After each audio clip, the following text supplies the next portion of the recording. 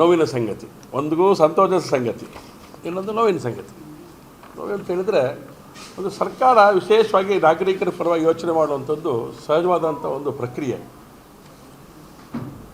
ಆದರೆ ರಾಜ್ಯದಲ್ಲಿ ಸಾಮಾಜಿಕ ಭದ್ರತೆ ಹಿನ್ನೆಲೆಯಲ್ಲಿ ಅನೇಕ ಸಂಗತಿಗಳನ್ನು ನಾವು ಮಾಡ್ತೇವೆ. ಆ ಹಿನ್ನೆಲೆಯಲ್ಲೇ ಗ್ಯಾರಂಟಿ ಯೋಜನೆ ಕೂಡ ಬಂದಂಥದ್ದು. ಹಿಂದೆ ಯಡಿಯೂರಪ್ಪನವರಿದ್ದಂಥ ಸಂದರ್ಭದಲ್ಲಿ ಏನೆಲ್ಲ ಯೋಜನೆಗಳು ಜಾರಿಗೆ ಬಂತು, ನಾಗರಿಕರಿಗೆ ಪೂರಕವಾದಂಥ ರೀತಿಯಲ್ಲಿ ಬಡ್ಜೆಟ್ಗಳು ನಾಗರಿಕರಿಗೆ ಪರವಾಗಿ ನಾಗರಿಕರು ಎಲ್ಲರೂ ಬಡ್ಜೆಟ್ ನೋಡೋ ಹಾಗೆ ಮಾಡಿದ್ದು ಸನ್ಮಾನ್ಯ ಯಡಿಯೂರಪ್ಪನವರು ಮುಖ್ಯಮಂತ್ರಿಗಳಾದಂಥ ಸಂದರ್ಭ. ಹಾಗಾಗಿ ಅದ್ರ ಬಗ್ಗೆ ನಾವು ಆದ್ಯತೆ ಕೊಡಬೇಕಾಗಿರೋಂಥ ನಾಗರಿಕರ ಪರವಾಗಿ ಯೋಚನೆ ಮಾಡಿರೋಂಥದ್ದು ಯಾರು ಆಸಕ್ತರಿದ್ದಾರೆ. ಒಂದು ಮಾತಿದೆಯಲ್ಲ, ಬಿದ್ದವರನ್ನು ಮೇಲೆತ್ತುವ ಬನ್ನಿ ಎಲ್ಲರೂ ಕೈ ನೀಡಿರೋಂಥ ಮಾತೇನಿದೆಯಲ್ಲ, ಅದು ಪೂರಕವಾಗಿ ಎಲ್ಲ ಸರ್ಕಾರಗಳು ನಡ್ಕೊಳ್ಬೇಕಾಗಿರೋ ಜವಾಬ್ದಾರಿ. ಸೊ ಹಾಗಾಗಿ ಗ್ಯಾರಂಟಿ ಬಗ್ಗೆ ನಾನು ಚರ್ಚೆ ಮಾಡಲಿಕ್ಕೆ ಹೋಗಲ್ಲ. ಅದು ಮಾಡಿದ್ದು ಒಳ್ಳೆ ಕಾರ್ಯ ಅಲ್ಲ ಅಂತ ಹಿನ್ನೆಲೆಯಲ್ಲಿ ಯೋಚನೆ ಮಾಡಿದಾಗ, ಆದರೆ ಯಾವುದನ್ನು ಬಿಟ್ವಿ ನಾವು, ಯಾವುದಕ್ಕೆ ತೊಂದರೆ ಮಾಡಿದ್ವಿ ಅನ್ನೋದನ್ನು ವಿಶೇಷವಾಗಿ, ಯಾಕೆಂದರೆ ಆರ್ ಅಶೋಕ್ ಅವರು ಈ ರಾಜ್ಯದಲ್ಲಿ ಮಂತ್ರಿ ಆದಂಥ ಸಂದರ್ಭದಲ್ಲಿ ಅವರು ಒಂದಷ್ಟು ಯೋಜನೆಗಳನ್ನು ತಂದರು. ಆ ಯೋಜನೆಗಳನ್ನು 3 ವರ್ಷದಿಂದ ಜಾರಿಯಿಂದ ನಿಲ್ಲಿಸೇ ಬಿಟ್ಟರು. ಅದ್ರ ಪರಿಣಾಮ ಏನಾಗ್ತಿದೆ ಅಂಥೇಳಿ ಅನೇಕ ಸಂಗತಿಗಳನ್ನು ಗಮನಿಸಿದಂಥ ಪರಿಣಾಮ ಇದನ್ನು ಉಲ್ಲೇಖ ಮಾಡುವಂಥದ್ದು ಅಗತ್ಯ ಅಂಥೇಳಿ ನಾನು ಅದನ್ನು ಸಿದ್ಧತೆ ಮಾಡ್ಕೊಂಡು ನಾನು ಬಂದೆ. ರಾಜ್ಯದಲ್ಲಿ ಸಾಮಾಜಿಕ ಭದ್ರತಾ ಪಿಂಚಣಿಗಳ ಒಂದು ಸ್ಥಗಿತ ಮಾಡುವಂಥ ಕೆಲಸ, ಸಾಮಾಜಿಕ ಭದ್ರತಾ ಪಿಂಚಣಿಗಳನ್ನು ನಿಲ್ಲಿಸೋವಂಥ ಕೆಲಸ ಇದೆಯಲ್ಲ, ಇದು ಅಮಾನವೀಯವಾದಂಥ ಒಂದು ಸಂಗತಿ ಅಂತೇಳಿ ನಾನು ಈ ಸಂದರ್ಭ ಹೇಳಿಕ್ಕೆ ಬಯಸ್ತಾ ಇದ್ದೇನೆ. ಹಾಗಾಗಿ ಈ ಯೋಜನೆಗಳನ್ನು ಬಡವರ ಪರವಾಗಿ ಯೋಚನೆ ಮಾಡಬೇಕಂತ ಸನ್ಮಾನ್ಯ ಸಿದ್ದರಾಮಯ್ಯನವರು ಮಾಡಲಿಲ್ಲ, ನಾವು ನಿಲ್ಲಿಸಿಬಿಟ್ರು. ಆದರೆ ಡಿ ಕೆ ಶಿವಕುಮಾರ್ ಇದನ್ನು ಮಾಡಬೇಕು ಅಂತ ವಿನಂತಿ ನಾನು ಮಾಡ್ತೇನೆ. ಒಳ್ಳೆ ಕೆಲಸ ಮಾಡ್ತಾಯಿದ್ದೀನಿ, ಇದನ್ನು ಮಾಡಿ ನೀವು ದಯವಿಟ್ಟು ಅಂತ ನಂದು ವಿನಂತಿನೂ ಕೂಡ ಇದೆ, ಆಗ್ರಹನೂ ಕೂಡ ಇದೆ. ಸಾಮಾಜಿಕವಾಗಿ ಬದುಕಬೇಕಾದಂಥ ಅಶಕ್ತರಾಗಿರುವಂಥ ವ್ಯಕ್ತಿಗಳಿಗೆ ಕೊಡಬೇಕಾದಂಥ ಸಂಗತಿಗಳು ನೋಡಿ. ಇಂದಿನ BJP ಸರ್ಕಾರದ ಅವಧಿ ಒಳಗಡೆ ನವೋದಯ ಎಂಬ ಮೊಬೈಲ್ ಆ್ಯಪ್ ಮೂಲಕ ಕಂದಾಯ ಇಲಾಖೆ ಅಧಿಕಾರಿಗಳ ಮೂಲಕ ಮನೆ ಬಾಗಿಲಿಗೆ ಮಾಸಾಶನ ಯೋಜನೆ ಜಾರಿಗೆ ತಂದಂಥದ್ದು ಅಶೋಕ್ ಅವರ ನೇತೃತ್ವದಲ್ಲಿ ಅವತ್ತಿದ್ದಂಥ ಭಾರತೀಯ ಜನತಾ ಪಾರ್ಟಿ ನೇತೃತ್ವ ಸರ್ಕಾರ. ಅದನ್ನು ಕೈ ಬಿಟ್ಬಿಟ್ರು. ಅದ್ರ ಪರಿಣಾಮ ಪ್ರತಿ ತಿಂಗಳು ಮಾಸಾಶನ ಕೊಡ್ತಾ ಇರುವಂಥ ವ್ಯಕ್ತಿಗಳಿಗೆ ಇವತ್ತು ಕೂಡ ಮಾಸಾಶನ ಕೈಗೆ ಸಿಗದೇ ಇರೋಂಥ ರೀತಿ ಒಳಗಡೆ ಅದನ್ನು ತೆಗೆದುಹಾಕಿರುವಂಥ ಕ್ರಮ ಇದೆಯಲ್ಲ, ನಮಗೆ ಗೊತ್ತಾಗಿದ್ದು 10 ಜನ ಇಲ್ಲಿಗೆ ಬಂದರು. ನಾನು ಮಾಸಾಶನ ಯಾವುದು ನಿಲ್ಲಿಸಲ್ಲ ಅಂತ ನಮ್ಮ ತಲೆಗಳಲ್ಲೂ ಇತ್ತು. ಹಾಗಾಗಿ ಇಲ್ಲಾಂದ್ರೆ ಇಷ್ಟೊತ್ತಿಗೆ ಸೆಷನ್ನಲ್ಲಿ ಹೋದ ಬಾರಿ ಸೆಷನ್ ರಿಕ್ವೆಸ್ಟ್ ಮಾಡಿದಾಗಲೇ ನಂಗೆ ಗೊತ್ತಾಗಿದ್ದು. ಜನಗಳು ಬಂದಂಥ ಪರಿಣಾಮ ಇದ್ರ ಬಗ್ಗೆ ಯೋಚನೆ ಮಾಡಿದ್ವಿ, ಸೆಷನಲ್ಲಿ ಕೇಳಿದ್ವಿ. ಅದಕ್ಕೆ ಸರಿಯಾದಂಥ ಉತ್ತರ ನಮಗೆ ಅಲ್ಲಿ ಇನ್ನೂ ಬರಲಿಲ್ಲ. ಅವತ್ತು ಬೇರೆ ಬೇರೆ ಕಾರಣಗಳ ಪರಿಸ್ಥಿತಿ ವಿಕೋಪಕ್ಕೆ ಹೋದಂಥ ಪರಿಣಾಮ ಅವತ್ತು ಬರಲಿಲ್ಲ ನಮಗೆ. ಸೊ ಹಾಗಾಗಿ ಪ್ರತಿ ತಿಂಗಳು ಇಲ್ಲ, 3 ತಿಂಗಳು 4 ತಿಂಗಳಿಗೊಮ್ಮೆ ಹಾಗೂ ಹೀಗೂ ಬರ್ತಾಯಿತ್ತು. ಇವತ್ತು ಅದನ್ನು ಪೂರ್ತಿ ನಿಲ್ಲಿಸಿಬಿಟ್ಟಿದ್ದಾರೆ. ಪ್ರಸಕ್ತ ಹೊಸದಾಗಿ ಅರ್ಜಿ ಸಲ್ಲಿಸೋರಿಗೆ ವಿವಿಧ ತಾಂತ್ರಿಕ ಕಾರಣಗಳನ್ನು ನೀಡಿ ಅರ್ಜಿ ಸಲ್ಲಿಸೋದಂತ ತಡೆ ಹಿಡಿಯಲಾಗಿದೆ, ಬೇರೆ ಬೇರೆ ಕಾರಣಗಳನ್ನು ಇಟ್ಟು. ನೋಡಿ, ಇದ್ರ ಪರಿಣಾಮ ಏನಾಗಿದೆ ಅಂತ ಹೇಳಿದ್ರೆ, ಶಿವಮೊಗ್ಗ ತಾಲೂಕಿನಲ್ಲಿ ತಡೆ ಹಿಡಿಯಲಾದಂಥ ಮಾಸಾಸನಗಳು ಶಿವಮೊಗ್ಗ ತಾಲೂಕಿನಲ್ಲಿ 12,672 ಜನಕ್ಕೆ ಕೊಡ್ತಾ ಇಲ್ಲ. ಭದ್ರಾವತಿ ತಾಲೂಕಿನಲ್ಲಿ 13,408 ಜನಕ್ಕೆ ಕೊಡ್ತಾ ಇಲ್ಲ. ಶಿಕಾರಿಪುರ ತಾಲೂಕಿನಲ್ಲಿ 13,277 ಜನಕ್ಕೆ ಕೊಡ್ತಾ ಇಲ್ಲ. ಸಾಗರ ತಾಲೂಕಲ್ಲಿ 4,503 ಜನಕ್ಕೆ ಕೊಡ್ತಾ ಇಲ್ಲ.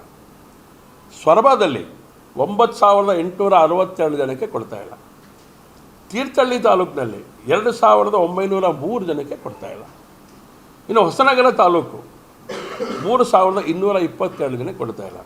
ಒಟ್ಟಾರೆ ನಮ್ಮ ಜಿಲ್ಲೆಯಲ್ಲಿ ಶಿವಮೊಗ್ಗ ಜಿಲ್ಲೆ ಒಂದರಲ್ಲೇ 59,847 ಜನಕ್ಕೆ ಪಿಂಚಣಿ ಇವತ್ತು ನಿಲ್ತಿದೆ. ಶಿವಮೊಗ್ಗ ಜಿಲ್ಲೆ ಒಂದರಲ್ಲಿ. ರಾಜ್ಯದ ಪರಿಸ್ಥಿತಿ ಯೋಚನೆ ಮಾಡಿ ಎಲ್ಲಿಗೆ ಹೋಗಿ ನಿಲ್ಲುತ್ತೆ?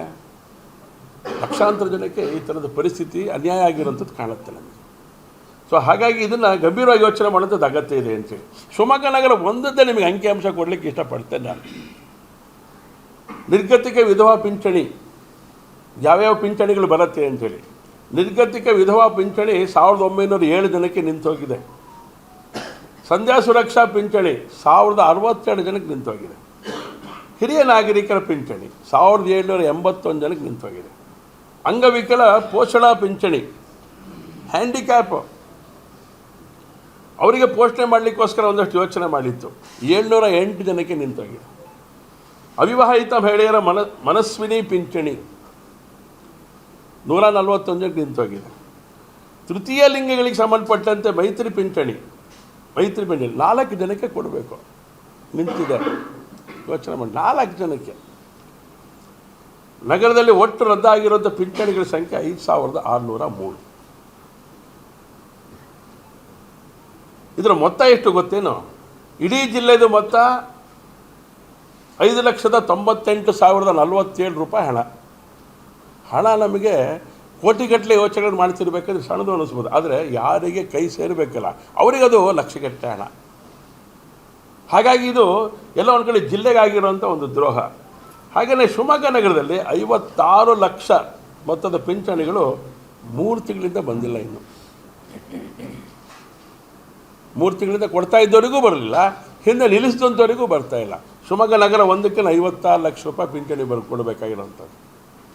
ಇದೆಲ್ಲ ಒಂದು ಕಡೆಗೆ ಬಡವರಿಗೆ ಮಾಡಿದಂಥ ದ್ರೋಹ ಅಂತೇಳಿ ನಾನು ಈ ಸಂದರ್ಭ ಹೇಳಲಿಕ್ಕೆ ಇಷ್ಟಪಡ್ತೇನೆ. ಬಡವರಿಗೆ ಮಾಡಿದ ಅನ್ಯಾಯ. ಯಾಕಂದರೆ ಬಡವರ ಪರವಾಗಿ ಯೋಚನೆ ಮಾಡ್ತಾ ಇರೋಂಥ ಸರ್ಕಾರಗಳು ಹೇಗೆ ನಡ್ಕೊಳ್ಬೇಕು, ಯಾವುದಕ್ಕೆ ಆದ್ಯತೆ ಕೊಡಬೇಕು ಅಂತ ಯೋಚನೆಯೇ ಮಾಡದೆ ಹೋದರೆ ಎಲ್ಲಿಗೋಗಿ ನಿಲ್ಲತ್ತೆ ಅಂಥೇಳಿ ಮಾಶಾಸನ ರದ್ದು ಮಾಡ್ತಿರೋರಿಗೆ ಸಂಬಂಧಪಟ್ಟಂತೆ ಇದ್ರ ಬಗ್ಗೆನೂ ಚರ್ಚೆ ನಡೆದಿದೆ. ಆದರೆ ಈ ಹಿಂದೆ ಯಾರಿಗೆ ಕೊಟ್ಟಿದೆ ಅವರು ನಿಲ್ಲಿಸಬಾರ್ದು. ಈಗ ಆದಾಯದ ಮಿತಿ ಬೇರೆ ಹೇಳ್ತಾರೆ ಅವರು. ಆದರೆ ಆದಾಯದ ಮಿತಿ ಕಡಿಮೆ ಇದ್ದಂಥ ಸಂದರ್ಭದಲ್ಲಿ ನಾವು ಅವರಿಗೆ ಪಿಂಚಣಿ ಕೊಡಲಿಕ್ಕೆ ಪ್ರಾರಂಭ ಮಾಡಿದ್ದು. ಇವತ್ತು ಆದಾಯದ ಮಿತಿ ಜಾಸ್ತಿ ಮಾಡ್ತೀವಿ. ನಾವು ಅದಕ್ಕೆ ಹೇಳಿದ್ದೇವೆ 3 ಲಕ್ಷ ರೂಪಾಯಿಗೆ ಇದನ್ನು ಏರಿಸಬೇಕು ಅಂತೇಳಿ. ಆದಾಯದ ಮಿತಿಯನ್ನು 3 ಲಕ್ಷಕ್ಕೆ ತೊಗೊಂಡು ಬರಬೇಕು ಅಂತೇಳಿ. ಅದು ಮೊನ್ನೆ ವಿಧಾನಸಭಾ ಅಧಿವೇಶನಗಳಲ್ಲಿ ಚರ್ಚೆಯಾಗಿ ಅದಕ್ಕೊಂದು ಕಮಿಟಿ ಫಾರಮ್ ಮಾಡಿದ್ದಾರೆ. ಆ ಕಮಿಟಿಯ ಮೂಲಕ ಇಮಿಡಿಯೇಟಾಗಿ ತುರ್ತಾಗಿ ಆಗಬೇಕಾದಂಥ ಕಾರ್ಯ ಇದು. ಬೇರೆ ಕಾರಣಗಳಿಗೋಸ್ಕರ ಇದನ್ನು ನಿಲ್ಲಿಸಿದ್ದೀರಿ ಅಂತ ನಮಗೆ ಗೊತ್ತಿದೆ. ಆದರೆ ನ್ಯಾಯ ಕೊಡಬೇಕಾದಂಥ ಕಾರ್ಯ ನಿಮ್ಮದು. BPL ರದ್ದು ಮಾಡಿಬಿಟ್ಟಿದ್ದೀರಿ ನೀವು. BPL ರದ್ದು. ಒಬ್ಬ ಎಜುಕೇಷನ್ ಲೋನ್ ತೊಗೊಂಡ್ರೆ ಒಬ್ಬ ಬಡವ ಮಕ್ಕಳನ್ನು ಓದಿಸ್ಬೇಕು ಅಂತ ಯೋಚನೆ ಮಾಡ್ತಾನೆ. ಎಜುಕೇಷನ್ ಲೋನ್ ತೊಗೊಂಡ್ರು ಅಂತ ಒಂದೇ ಕಾರಣಕ್ಕೋಸ್ಕರ ಅವನು ಬ್ಯಾಂಕಿಗೆ ಏನು ಕೊಡಬೇಕು? ಅವನ ಅಧಿಕಾರಿಗಳಿಂದ ಇದು ಕೊಡಬೇಕು, ಲೆಕ್ಕಪತ್ರದ ಅಧಿಕಾರಿಯಿಂದ. ಅವಾಗೇನಾಗತ್ತೆ ಅವ್ರದ್ದು ಇನ್ಕಮ್ ಕ್ರೈಟೀರಿಯಾ ಜಾಸ್ತಿ ಮೇಲಕ್ಕೆ ಬಂದುಬಿಡುತ್ತೆ ಅಂತೇಳಿ ಬ್ಯಾಂಕಿನ ಕಾರಣಕ್ಕೋಸ್ಕರ 3 ವರ್ಷದ ಇದನ್ನು ಕೊಡ್ತಾರೆ. ಎಜುಕೇಷನ್ ಪರ್ಪಸ್, ಎಜುಕೇಷನ್ ಲೋನ್ ತೊಗೊಂಡಿರುವಂಥ ಮನೆಗಳಿಗೂ ಕೂಡ ವಿದ್ಯಾಭ್ಯಾಸಕ್ಕೋಸ್ಕರ ತೊಗೊಂಡಂಥ ಲೋನನ್ನು ಕೂಡ ಇದಕ್ಕೆ ಜೋಡಿಸಿದಂಥ ಪರಿಣಾಮ ಆ ಮನೆಗೆ BPL ರದ್ದಾಗಿದೆ, ಊಟದ ಸಮಸ್ಯೆ ಆಗ್ತಾಯಿದೆ. ಅಡುಗೆಗೆ ಹೋಗಿ ಬಡಿಸೋವಂಥ ಹೆಣ್ಣುಮಕ್ಕಳು ಅವ್ರ ಮಕ್ಕಳಿಗೆ ವಿದ್ಯಾಭ್ಯಾಸ ಮಾಡಿಸ್ಬೇಕು ಅಂತೇಳಿ ಎಜುಕೇಷನ್ ಲೋನ್ ಮಾಡಿದ್ರು. ಎಲ್ಲ ಸೈಕಲ್ ಶಾಪ್ ಇಟ್ಕೊಂಡಿರೋವಂಥವನು ಅವ್ರ ಮಕ್ಕಳಿಗೋಸ್ಕರ ವಿದ್ಯಾಭ್ಯಾಸ ಮಾಡಬೇಕು ಅಂತ ಯೋಚನೆ ಮಾಡಿದ್ರು. ಅದ್ರ ಪರಿಣಾಮ ಎಲ್ಲಿಗೋಗಿ ನಿಲ್ತಾ ಇದೆ ಅಂತೇಳಿದ್ರೆ ಅವರಿಗೆ ಪ್ರತಿ ತಿಂಗಳು ಕೊಡ್ತಾ ಇರೋಂಥ ಆಹಾರ ಪದಾರ್ಥಗಳು ಕೊಡದೇ ಇರೋಂಥ ಪರಿಣಾಮ ಇವತ್ತು ಎಲ್ಲ ಒಂದು ಕಡೆಗೆ ಅವನನ್ನು ಅಮಾನವಾಗಿ ನೋಡ್ಕೊಳ್ಳೋಂಥ ಸ್ಥಿತಿ ಅಂತಲೇ ಹೇಳಬೇಕಾಗತ್ತೆ. ಸರಿಯಲ್ಲ, ಮಾನವೀಯತೆ ನೆಲೆ ಮೇಲೆ ಕೊಡ್ತಾ ಇರೋಂಥ ಅನೇಕ ಸಂಗತಿಗಳಿದೆ, ಬಡವರಿಗೋಸ್ಕರ ಬೇಕಾಗಿರೋಂಥ ಸಂಗತಿಗಳು. ಹಾಗಾಗಿ ಇದ್ರ ಬಗ್ಗೆ ಯೋಚನೆ ಮಾಡಬೇಕು ಅಂತ ಹೇಳಿ ಮತ್ತೊಮ್ಮೆ ಮರುಪರಿಶೀಲನೆ ಮಾಡಬೇಕು. ಈ ರೀತಿ ರದ್ದು ಮಾಡಲಿಕ್ಕೋಸ್ಕರ ಈ ಪಿಂಚಣಿಗಳ ನಿಲ್ಲಿಸಿರುವಂಥ ಒಂದು ಸಂಗತಿ ಏನಿದೆ, ಇದನ್ನು ನೀವು ಯಾವುದೇ ಹೆಸರಲ್ಲಿ ಅಶೋಕ್ ಮಾಡಿ ನಿಮಗೆ ಸಮಾಧಾನ ಇಲ್ವಾ? ನೀವು ಯಾವ್ದಾರ ಹೆಸರಲ್ಲಿ ಮಾಡಿ, ಬಡವರು ಹೊಟ್ಟೆ ಮೇಲೆ ಕಲ್ಲು ಹೊಡಿಬೇಡಿ. ಹಾಗೆ ಅನಿಸುತ್ತೆ ನಮಗೆ.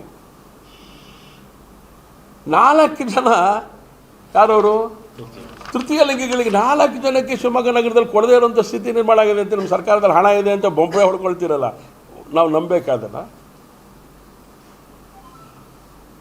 ಹೆಂಗೆ ನಂಬಕ್ಕೆ ಸಾಧ್ಯ? ಸಾವಿರಾರು ಕೋಟಿ ರೂಪಾಯಿ ಯೋಜನೆಗಳನ್ನು ತರ್ತಾ ಇದ್ದೀರಿ, ಈ ಲಕ್ಷಗಟ್ಟಲೆ ಇರೋಂಥ ಯೋಜನೆಗಳು ಕೈ ಹಾಕಿಬಿಡ್ತೀರಿ. ಜಿಲ್ಲೆದ ಮಾತ್ರ ರಿಪೋರ್ಟ್ ಕೊಟ್ಟಿದ್ದಾರೆ, ರಾಜ್ಯದ ರಿಪೋರ್ಟನ್ನು ತಾವು ತರಿಸ್ಕೊಳ್ಳಿ. ಮಾನ್ಯ ಮುಖ್ಯಮಂತ್ರಿಗಳೇ DK ಶಿವಕುಮಾರ್ ಅವರೇ, ನಾನು ವಿನಂತಿ ಮಾಡ್ತೇನೆ, ಬಡವರ ಪರವಾಗಿ ನೀವು ಯೋಚನೆ ಮಾಡ್ತೀರಂತ ನಂಬಿಕೆ ನಮಗೂ ಕೂಡ ಇದೆ.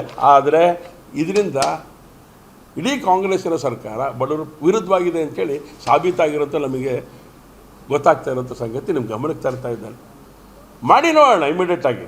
ಮೊದಲ ಕ್ಯಾಬಿನೆಟ್ ಒಳಗಡೆ ಈ ಥರದ ಸಂಗತಿಗಳನ್ನು ಮಾಡಿದರೆ ನಿಜವಾಗ್ಲೂ ನಿಮಗೊಂದು ಒಳ್ಳೆಯ ಅಭಿನಂದನೆ ಈ ರಾಜ್ಯದ ಜನ ತಿಳಿಸ್ತಾ ಇದ್ರು, ಬಡವರ ಕಣ್ಣೀರು ಒರೆಸ್ತಿದ್ದಾರೆ ಅಂಥೇಳಿ.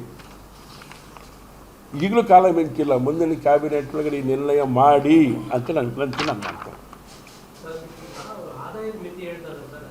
ಅದನ್ನೇ ಹೇಳ್ತಿರೋದು. ಆದಾಯದ ಮಿತಿಯನ್ನು 32,000 ಇದೆ.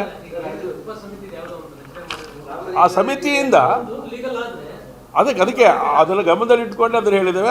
ಅದರ ಪರಿಣಾಮ ಸೆಷನಲ್ಲಿ ಚರ್ಚೆ ಮಾಡಿದಂಥ ಪರಿಣಾಮ ಏನಾಯಿತು, ಅದನ್ನು 3 ಲಕ್ಷಕ್ಕೆ ನಾವು ಮಿತಿಗೊಳಿಸಬೇಕು ಅಂತ. ಸರ್, ಇದನ್ನು ಪ್ರತಿ 12 ವರ್ಷಕ್ಕೊಂದ್ಸಲ 15 ವರ್ಷಕ್ಕೊಂದ್ಸಲ ಇದನ್ನು ರಿವೈಸ್ ಮಾಡಬೇಕು ಅಂತಿದೆ. ಮಾಡಲಿಲ್ಲ ಸರ್, ಇಲ್ಲಿ ತನಕ ಮಾಡಲಿಲ್ಲ. ಒಂದು 25 32ಕ್ಕೆ ಬಂತು. ಈಗ ನಾವು ಅದನ್ನು 3 ಲಕ್ಷಕ್ಕೆ ಮಾಡೋದ್ರಿಂದ ಏನಾಗುತ್ತೆ ಅಂತ ಹೇಳಿದ್ರೆ, ನಿಮ್ಮ ದಾಸ್ತಾನುಗಳಲ್ಲಿ ಇಟ್ಟಿರ್ತಿರಲ್ಲ ಗೋಡನ್ಗಳಲ್ಲಿ, ಅಕ್ಕಿ ಹಾಳಾಗೋದಿಲ್ಲ, ಗೋಧಿ ಹಾಳಾಗೋದಿಲ್ಲ, ಹುಳ ಬರೋದಿಲ್ಲ. ಯಾಕೆ ಅಂತ ಹೇಳಿದ್ರೆ ಜನ ಉಪಯೋಗಿಸ್ತಾರೆ. ಇಲ್ಲಾಂದರೆ ನೀವು ದಾಸ್ತಾನು ಮಾಡಿರುವಂಥ ಎಲ್ಲ ಆಹಾರ ಪದಾರ್ಥಗಳು ಕೂಡ ಹುಳದ ಹುಪ್ಪಟೆಯಾಗಿ ಇವತ್ತು ನಿಂತ್ಕೊಳ್ಳುತ್ತೆ. ಒಂದಕ್ಕೊಂದು ಚೈನ್ ಲಿಂಕ್ ಇದೆ. ಸೊ ಹಾಗಾಗಿ ಇದನ್ನು ಗಂಭೀರವಾಗಿ ಯೋಚನೆ ಮಾಡಬೇಕು. ಸನ್ಮಾನ್ಯ ಮುಖ್ಯಮಂತ್ರಿಗಳು ಆದಂಥ DK ಶಿವಕುಮಾರ್ ಅವರು ನಮ್ಮ ಬಗ್ಗೆ ಗೌರವ ಇದೆ, ನಮಗಿಲ್ಲ ಅಂತ ನಮಗಿಲ್ಲ. ಆದರೆ ಈ ವಿಷಯ ನೀವು ಮಾಡಿರಿ, ಈ ಪಿಂಚಣಿ ಯೋಜನೆಯನ್ನು ನೀವು ಜಾರಿಗೆ ತಗೊಂಬನ್ನಿ. ಮೊದಲ ಹಾರ ನಿಮಗೆ ನಂದೆ, ನಿಮಗೆ ಅಭಿನಂದನೆ ಸಲ್ಲಿಸ್ತೇನೆ ನಾನು.